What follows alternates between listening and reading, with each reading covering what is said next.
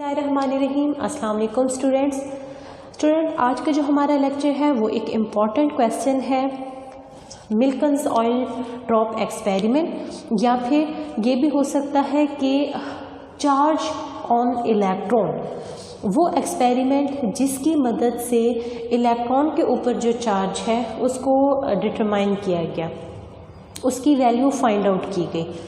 1909 में मिल्कन ने एक एक्सपेरिमेंट परफॉर्म किया गया जिसको मिल्कन ऑयल ड्रॉप मेथड कहा जाता है, मिल्कन ऑयल ड्रॉप एक्सपेरिमेंट कहा जाता है। और उस एक्सपेरिमेंट के रिजल्ट में charge of electron find out किया गया। अब वो जो एक्सपेरिमेंट था उसको हम डिटेल में स्टडी करेंगे। स्टूडेंट, सबसे पहले जो हम बात करेंगे वो हम कंस्ट्रक्शन की बात करेंगे कि इस एक्सपेरिमेंट के लिए जो ऑपरेटर्स यूज़ हुआ है उसकी कंस्ट्रक्शन किस तरह से की गई, कौन कौन से जो है वो पार्ट थे ऑपरेटर्स के, एंड किस तरह से उस सेटअप को कंट्रोल किया गया। तो स्टूडेंट, अगर हम बात करें कंस्ट्रक्शन की तो एक मेटालिक चैम्बर लिया गया इस एक्सपेरिमेंट के लिए। इस मेटालिक चैम्बर के दो पार्ट्स थे। इन दो पार्ट्स में दो इलेक्ट्रोड फिक्स थे। आपको नज़र आ रहा है कि यहाँ पर ये जो रेड स्ट्रिप है, रेड जो लाइन लगाई गई है, ये बेसिकली एक इलेक्ट्रोड है। ये इलेक्ट्रोड एंड सेकंड वन ये इलेक्ट्रोड है। ये जो दो इलेक्ट्रोड थे ये दोनों एक दूसरे के पैरेलल पोजीशन पे हैं। देखिए यहाँ से ये दोनों जो हैं वो क्या है, एक दूसरे के पैरेलल पोजीशन में है। नेक्स्ट वन बात ये कि यहाँ पर जो ऊपर वाला इलेक्ट्रोड है, यहाँ पर जो आपको जो ये लाइन नज़र आ रही है, इस इलेक्ट्रोड में एक होल रखा गया, एक सुराख रखा गया ऑयल ड्रॉप्स की मूवमेंट के लिए। यहाँ पर इस मेटालिक चैम्बर में गैस को फिल किया गया, एयर को फिल किया गया और वैक्यूम पंप के थ्रू उस एयर का प्रेशर कंट्रोल किया गया। नेक्स्ट वन स्टूडेंट, यहाँ पर एक एटमाइज़र फिक्स किया गया। एटमाइज़र का काम ये था कि एटमाइज़र यहाँ से ऑयल ड्रॉप को स्प्रे की सूरत में यहाँ पर क्या करवा रहा है, थ्रो करवा रहा है, यहाँ से ड्रॉप वाइज ऑयल को जो है वो फेंक रहा है, इस चैम्बर के अंदर इंसर्ट करवा रहा है। यहाँ पर जो ऑयल ड्रॉप्स मूव करके आ रहे हैं इस चैम्बर में, तो इन ऑयल ड्रॉप्स की मूवमेंट को सीन करने के लिए, इन मूवमेंट को ऑब्जर्व करने के लिए यहाँ पर एक arc lamp and microscope fix किया गया। इस माइक्रोस्कोप और आर्क लैम्प की मदद से ये जो ऑयल ड्रॉप्स इस चैम्बर में मूव कर रहे हैं, एटमाइज़र इनको थ्रो करवा रहा है और यहाँ पर इस चैम्बर के अंदर इनकी जो मूवमेंट हो रही है उनको सीन किया गया, उनको ऑब्जर्व किया गया। किसकी मदद से? माइक्रोस्कोप एंड आर्क लैम्प की मदद से। आर्क लैम्प बेसिकली करता क्या है कि आर्क लैम्प इस ऑयल ड्रॉप के ऊपर जो है वो इस ऑयल ड्रॉप को इल्यूमिनेट करता है। ये इस ऑयल ड्रॉप को इस तरह से रिप्रेजेंट करता है, इस तरह से शो करवाता है जैसे कि एक डार्क बैकग्राउंड है और उस डार्क बैकग्राउंड में एक लाइट स्पॉट, मीन्स जैसे आपके पास एक अंधेरा कमरा है, उसके अंदर आप एक लेज़र लाइट जो है वो थ्रो करवा रहे हैं तो वो सीधी एक स्पॉट की सूरत में नज़र आएगी। इसी तरह से ये आर्क लैम्प इस ऑयल ड्रॉप को इल्यूमिनेट करता है और फिर माइक्रोस्कोप के ज़रिए जब इसको ऑब्जर्व किया जाता है तो वो एक डार्क बैकग्राउंड में एक ब्राइट स्पॉट की सूरत में नज़र आता है। यहाँ पर एक्सरे भी यूज़ किए गए। एक्सरे का काम क्या था? एक्सरे सोर्स यूज़ किया गया और एक्सरे सोर्स का काम ये था कि इस चैम्बर के अंदर जो एयर डाली गई है, इस चैम्बर के अंदर जो गैस पुट की गई है, गैस रखी गई है, उस गैस को आयनाइज करवाना है, उस एयर को आयनाइज करवाना है। उस गैस को आयनाइज करवाने के लिए एक्सरे का जो है वो यूज़ किया गया। तो बेसिकली ये इसकी कंस्ट्रक्शन है जिसमें मेटालिक चैम्बर यूज़ किया गया, उसके दो पार्ट्स हैं, उनके अंदर दो इलेक्ट्रोड फिक्स हैं, दोनों इलेक्ट्रोड एक दूसरे के पैरेलल पोजीशन में है। एंड सेकंड वन, यहाँ पर एटमाइज़र रखा गया, एटमाइज़र के थ्रू ऑयल ड्रॉपलेट्स को थ्रो करवाया गया इस चैम्बर में।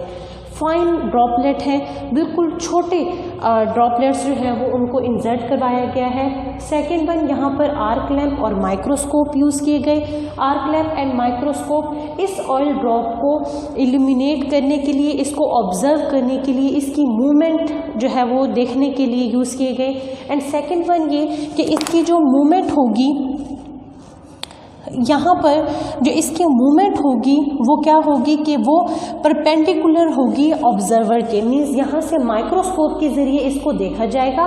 ऑयल ड्रॉपलेट इस तरह से ऊपर से नीचे आ रहा है और यहाँ से अगर इसको देखा जा रहा है तो ये क्या हो रही है, ये एक दूसरे के परपेंडिकुलर पोजीशन पे होंगे। एक्सरे है और एक्सरे का काम क्या है कि वो आयोनाइज करवाएगा उस गैस को जो कि इस मेटालिक चैम्बर के अंदर फिल की गई है। अब हम इसकी वर्किंग को देख लेते हैं कि इस एक्सपेरिमेंट की जो है वो वर्किंग कैसे हुई, मीन्स कि यहाँ पर किस तरह से ऑयल ड्रॉप को फॉल करवाया गया और देन उससे क्या क्या कंक्लूजन निकाले गए। अगर हम बात करें तो वर्किंग में होता क्या है कि एटमाइज़र के through fine droplets of oil introduce करवाए जाते हैं इस मेटालिक चैम्बर में। जब ये ड्रॉप इधर इंट्रोड्यूस करवाए जाते हैं, ये ड्रॉप इस मेटालिक चैम्बर में आते हैं तो यहाँ से ये ट्रैवल करके अंडर द ग्रेविटी नीचे की तरफ मूव करते हैं। ये ऑयल ड्रॉपलेट्स जिस वेलोसिटी के अंडर मूव करेंगे, नीचे की तरफ जो है वो मूव करेंगे, उस वेलोसिटी को हम कहते हैं कि वो वेलोसिटी डायरेक्टली प्रोपोर्शनल होती है इस ड्रॉपलेट के मैस के, वेट के डायरेक्टली प्रोपोर्शनल होती है। इसको हम रिप्रेजेंट करते हैं V1 directly proportional to mg के। m यहाँ पर इस ड्रॉपलेट का मैस होगा एंड g क्या है, एक्सेलरेशन ऑफ ग्रेविटी है। इसी तरह से अब यहाँ पर स्टूडेंट चूंकि क्या हुआ है, ये ऑयल ड्रॉपलेट जो नीचे की तरफ मूव कर रहा है, यहाँ पर एक्सरे इंट्रोड्यूस करवाए गए हैं और इधर जो एयर मौजूद है उसको क्या करवा दिया गया है, आयोनाइज करवा दिया गया है।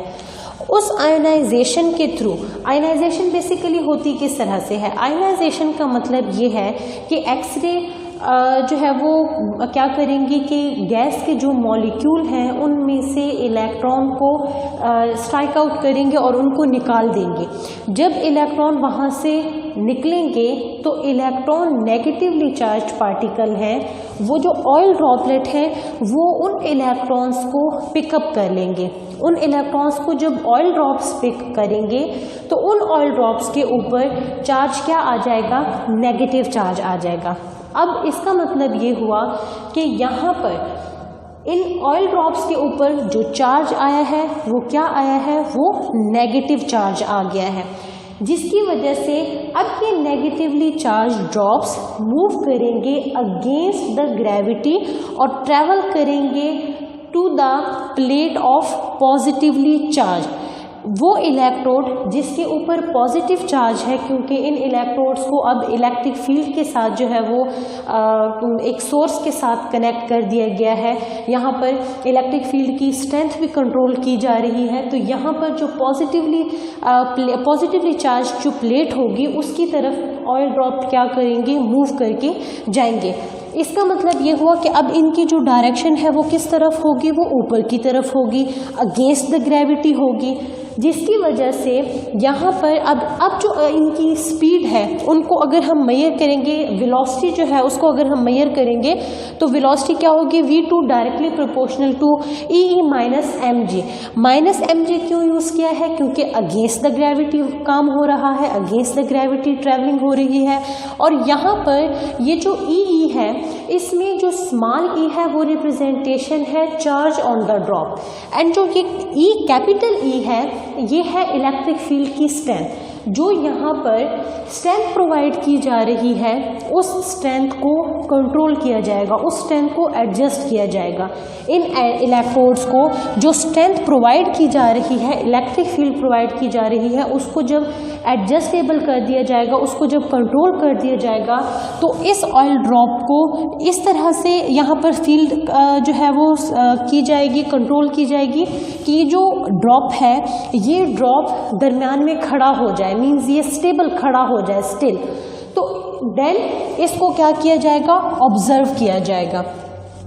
अब इस तरह से होगा ये कि अगर हम इनको डिवाइड कर देते हैं V1 ओवर V2, ये जो दो इक्वेशंस हमारे पास आई हैं इन दोनों को अगर हम डिवाइड कर देते हैं तो ये होगा V1 over V2 is equal to mg over EE minus mg।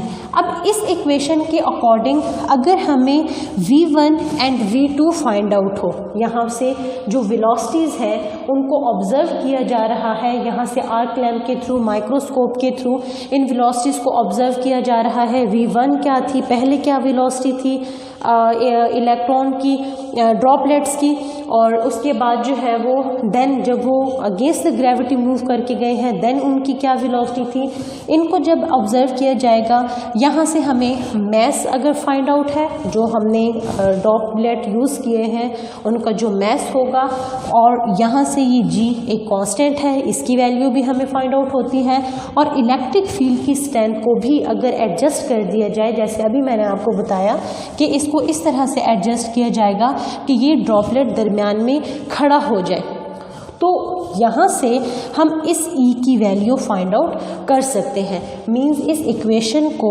अगर हम इसको इक्वेशन 3 बोल दें, ये हमारे पास इक्वेशन 1 है, ये इक्वेशन 2 है एंड ये इक्वेशन 3 है, तो इस इक्वेशन को यूज़ करके हम क्या फाइंड आउट कर सकते हैं, charge on the electron find out कर सकते हैं। इन सारों की वैल्यू अगर पुट कर दी जाए तो चार्ज ऑफ इलेक्ट्रॉन हासिल हो सकता है। इनका कंक्लूजन ये था कि मिल्कन ने इस एक्सपेरिमेंट के दौरान ये ऑब्ज़र्व किया कि जो भी E की वैल्यू आती थी वो 1.59 एक्सपोनेंट माइनस 19 कूलम का मल्टीपल थी।